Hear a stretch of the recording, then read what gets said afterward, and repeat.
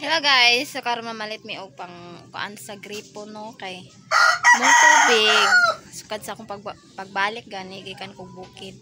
Pag-abot na ko diri balik sa balay namo Santa Cruz. Back to zero jud no na kuryente, tubig. So ang kuryente na balik na nako tas ang tubig nangunik rami og tubig guys. Yahang igsuon kay dili pa daw pwede makapabalik og kuan ron tubig sumuto. Mamay sa mi og kanang para pang sa gripo no kay para butangan na mo among CR kay isod kay walay tubig ang CR no. Sige hakot-hakot. Ipakikutan. Sama lang ta guys. Adto na pud mi sa nay elevator.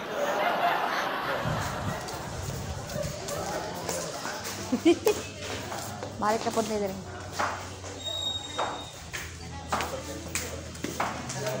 Kamerang duha.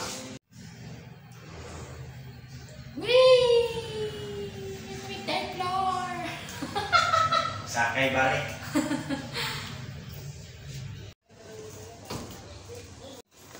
Malit ko ani.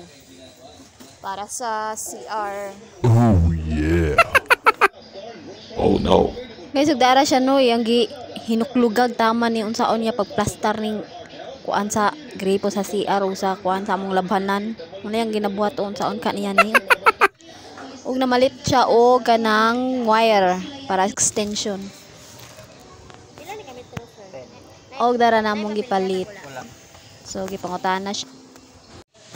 Ug namalit ko aning magsuno kay palaban na jutaan ni rong panahon na. Oh my god. Sumani siyang before. Ops, kita pa tong nga kwaknit dira. Uh-oh. Og na lang after charan. Ops, charan. So nanglaban na dayon ko no. Duolo na to be. Daw.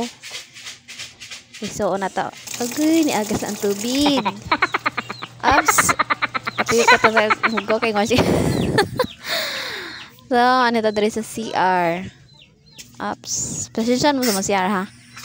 Kay simple lang man niya mong kinabuhi diri. Oh yeah. Agas ang tubig og Ug mao lang to mga pagkita nako sa inyo guys. Salamat kasi sa inyong pagtan-aw.